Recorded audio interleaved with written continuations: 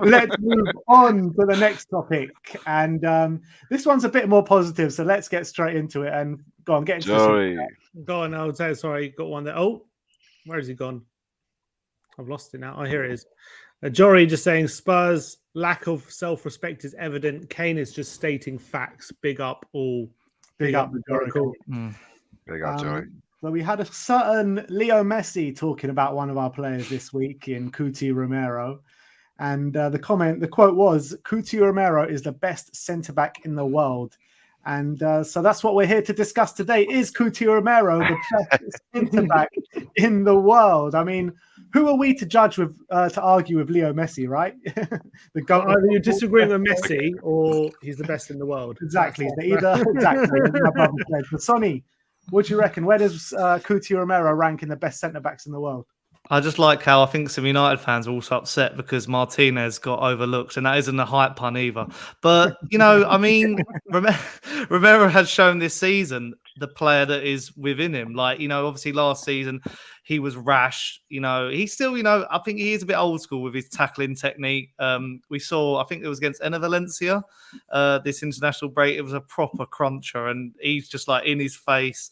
I just like his vibe. And, you know, I think maybe him being given one of the vice captains is sort of like, and saying like, there's a good defender in you, there's a good player.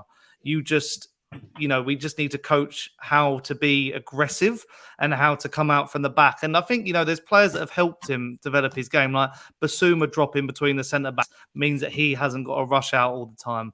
And Mickey van der Ven, you know, them two, the partnership, I am so impressed how they've already started. They complement each other greatly. They're both good at passing the ball. So, yeah, I mean, I probably have to agree with Messi on this one. You know, obviously people will argue the likes of like, you know, Van Dijk, but then he's obviously had a little dip. And, you know, there's the names that always come up, and like the City centre-backs are probably some of the top. And Saliba, I know a few Arsenal fans got really upset over these comments, but I'd say they're similar sort of players, you know. They get upset about everything. Don't worry about them. They're special kind, that lot. Don't worry about them. Honestly. But I feel like, you know, that he's got those leadership qualities and attributes to literally be in good stead for a good few years. I feel, you know, we knew when we signed him, he was Serie A Defender of the Year. And that league is infamous for defensive football and having solid names and people at the back. So, yeah, got to agree with Messi. You know, he's a World Cup winner as well. He kept so many people out of the team. And, yeah, he is the GOAT. Sonny, not only is a World Cup winner, but he was so central to winning that World Cup with Argentina last year. And you got to say, I was actually thinking about this before. Like, I think he was actually probably the top performing centre-back at the World Cup in December. So if he's the top performing centre-back for a World Cup winning team at a World Cup, does that make him the best in the world, Iggy?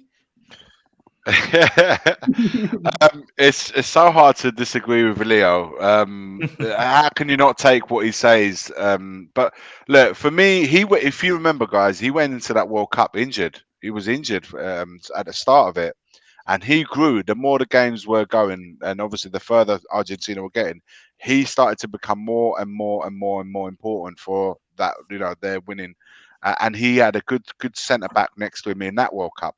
What's happening in this team right now is he's finally got a decent centre back playing next to him. He's not playing with Davis. He's not playing with Emerson. He's not playing with Dyer. He's now playing with Van der Ven, Porro, and Doji. Man, that's like night and day. It's like you can be however good you want, but it's when you're involved in the team game, you're as good as the players that you have around you. And that's what's happened. And what's happened now, the added responsibility being in the captaincy circle has now reassured him that he is not just part of the team now, he is the part of the team moving forward. So he's got that admiration from the manager, that confidence, that support from the manager that he believes in him, and he is central to our defence moving forward. He's part of that group. Then you got to think he's got a side man next to him. He's come the confidence that you gain from winning a World Cup. You return to your club, so you're more assertive and more assured. And the calmness he now has because of all of this, he's now got a different look about him. He's still got. You're right, Sonny. He's still got.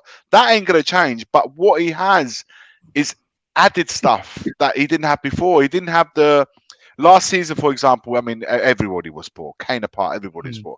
But he didn't have the serenity. He didn't have the calmness about him. We was under turmoil. So when it's caused them, when you're in that kind of pressure and you're playing on, let's have it right, he's playing with rubbish players alongside him.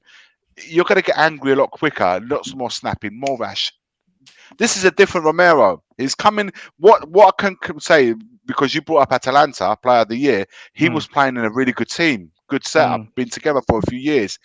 Now, I think this year onwards, you can really start evaluating Romero and appreciate him here on moving forward. And I think this is a different kind of animal. And I hope, because I believe he hasn't even picked up a yellow card yet. I don't want to mess Not it even up. one foul. Never mind the yellow Do card. you see what I mean? Wow. So, come on, man. Like, neither of them. I don't think neither defender have picked up.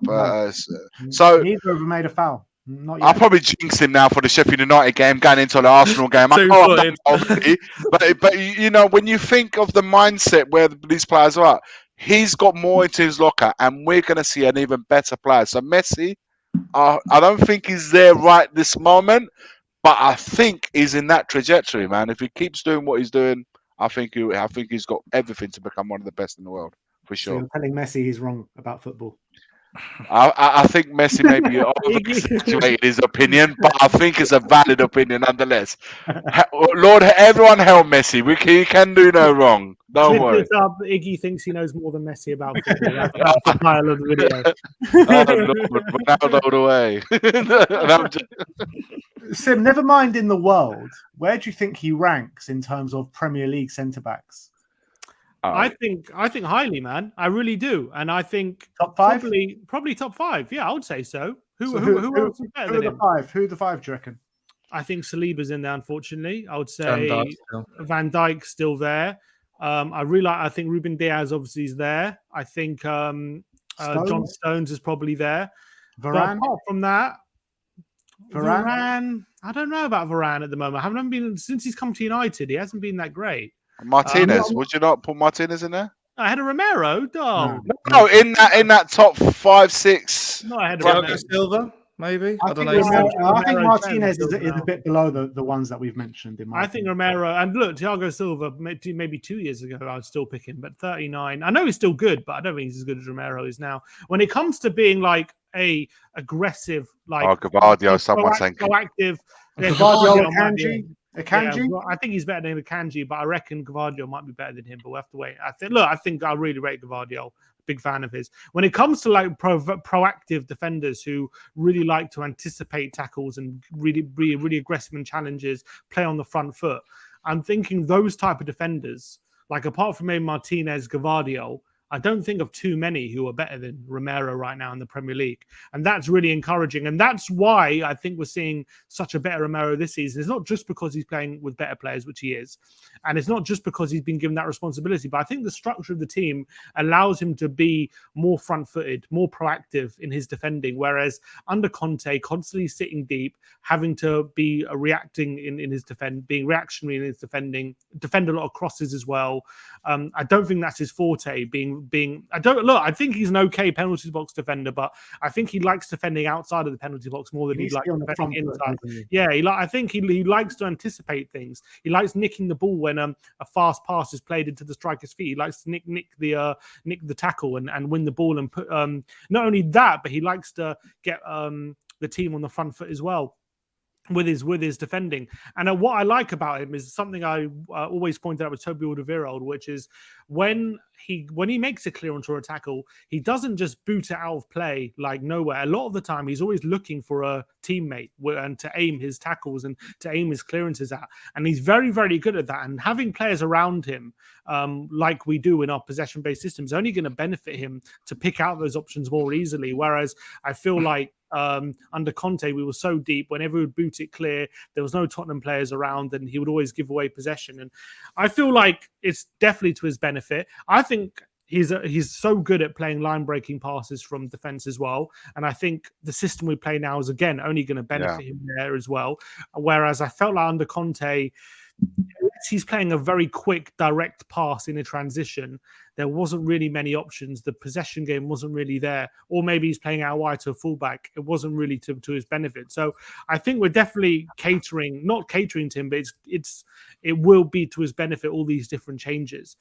And I think when he's playing well, the only thing that makes me think like he isn't the best in the world is because we've seen him do these rash moments where he gets a stupid red card, like against AC Milan, or he like gives away a stupid penalty, like he did against Liverpool last season. Like he has these rash moments, but when he's at his top of his game, when he's performing really, really well, like when he's playing well, there are very few, if any, centre backs in the league who are better than him when he's playing well. Like he's that good. I rate him so highly when he's being proactive and he's winning the ball high up the pitch and he's setting up on counter attacks and he's playing little chipped passes over the top and through balls and stuff like that.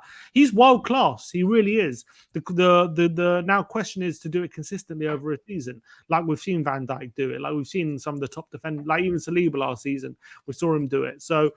If he can let me say this, if he's performed the way he's performed in the first 4 games, if he can keep this, like, let's say he performs 30 games like that he's done this season, I think there's a case for him to be the best in the league. I really believe that if he's performed like this. The question for me is consistency. He needs to be able to show that responsibility and consistency that he can perform like this over a whole season, because we just haven't seen that yet.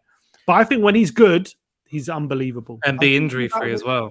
I think that's a big thing as well, injuries. And I was thinking about this before, like, if Romero was in the Man City team, I think people would be speaking about him so differently to the way they're speaking about him now, because I think he's the perfect defender for the way Man City like to play, on the front foot, adding to the attacks, anticipating teams' attacks and stuff like that, and getting in front of the attackers. So I think, like, if he was at Man City, people would be speaking about him in a completely different light.